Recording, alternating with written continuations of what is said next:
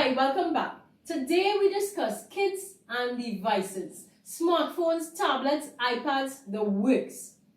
COVID-19 had us wearing masks, had us on lockdown, had us, and more so our kids, spending more time on tablets, phones, and devices because they couldn't go outside.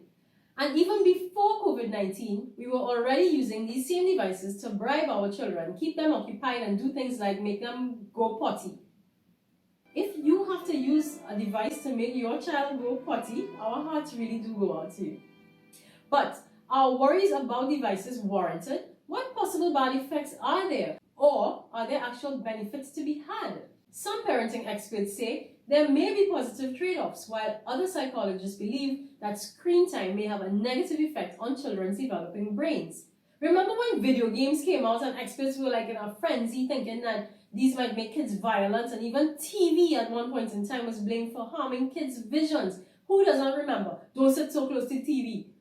WhatsApp takes time to swipe through both sides of the argument. Just to be clear, we are not saying that screens are themselves dangerous to children, but a child's preoccupation with the screen robs her of her time to be physically active or to get much needed sleep. Recognizing the negative impact prolonged screen time can have on toddlers, the World Health Organization recommended that kids 2 to 5 years be limited to just 1 hour of screen time per day. Children need time to be creative, deal with their anxieties, process their thoughts, and share them with their parents, who can provide reassurance. This does not happen when children would rather play with tablets and smartphones. This can lead to overly anxious kids and a widening of the communication gap. Hearing your child's first words brings joy to any parent, but could you actually be impeding your child's language development? Researchers are suggesting because screen time limits the interaction between parents, siblings, and other kids, it may impede language, social, and emotional development. It may also affect children's development of insight, empathy, and forming relationships. I think some grown people suffer with that too. As a parent, you wouldn't knowingly cause your child harm. However, spending too much time on screens makes a child sedentary, which is associated with being overweight and obese. Also, doctors are concerned that overexposure to screens may have an impact on attention span and concentration. What are we talking about here again? So, you think your child is a night owl, or is she? Experts have found that screen time at night makes it difficult for children to fall asleep, especially if they are just entering or are in the early stages of puberty. This results in lack of sleep and insufficient rest. But it's not all bad. Some studies and experts are already questioning the popular belief that small children should not be allowed to use any touchscreens because kids develop an aptitude for technology, which is an important skill now and more so in the future. Technology will be a part of his or her school learning. It is reasonable for your child to explore his or her world at an early age. Your child might be even curious about what's behind technology and be interested in learning to code, which has many benefits. Tablets and smartphones offer an opportunity for your child to learn and stimulate his mind in a fun way. Take Dr. Seuss's ABC app, for example. It looks great on an iPad and it sounds awesome. Used in a quality way, screens can be used to promote babies' cognitive and social development. Quality means being involved in your child's use of screen, watching, and talking about what he or she is seeing or doing. Tablets can be powerful educational tools. For example, iPads are great reading tools. Compared to kids who only use books, kids who learn to read on iPads are more engaged, cooperative, and willing to speak up, according to a researcher from the Institute of Education in London.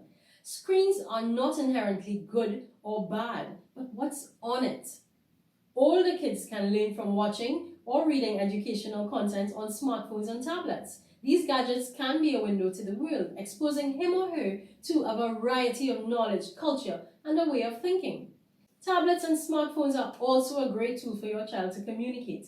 Video chatting has benefits for kids, even those younger than 2, as it helps forge emotional relationships and communication. Also, in addition to benefits, there are a couple of studies that suggest that screen time does not harm kids at all. What? An Oxford University study looking at more than 355 1,000 people suggest that screen time isn't harming kids at all and has no effect on kids' psychological health. Hide your kids, please. Don't let them hear about this study. It does not make them depressed, suicidal, selfish, or isolated, contrary to claims. Another study from the Royal College of Pediatrics and Child Health in the UK concluded that the evidence for time in front of a screen having a negative effect on children is so weak that it could not recommend a universal cutoff for specific forms of screen time, although screen time should not displace physical and social activities and sleep. Therefore, parents should stop worrying about screen time. The reason why it is complicated to determine if screen time is either good or bad is because there are a variety of ways kids can use screen time, from texting friends to using social media to learning stuff on videos and using Google to do research.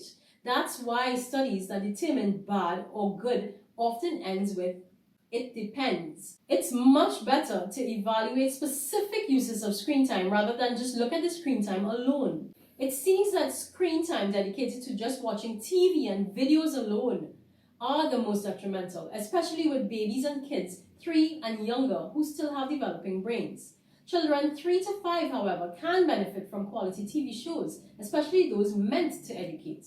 Too much screen time may be bad, as well as too little, considering how kids use it to work, play, and socialize. The right amount of quality screen time appropriate to a kid's age should be beneficial. So there you have it, both sides of the screen argument. Which side of the screen do you fall on? Leave a comment and tell us, and remember to hit the subscribe button below to view more videos like these. Mommy! Mommy! Mommy! Mom's on devices.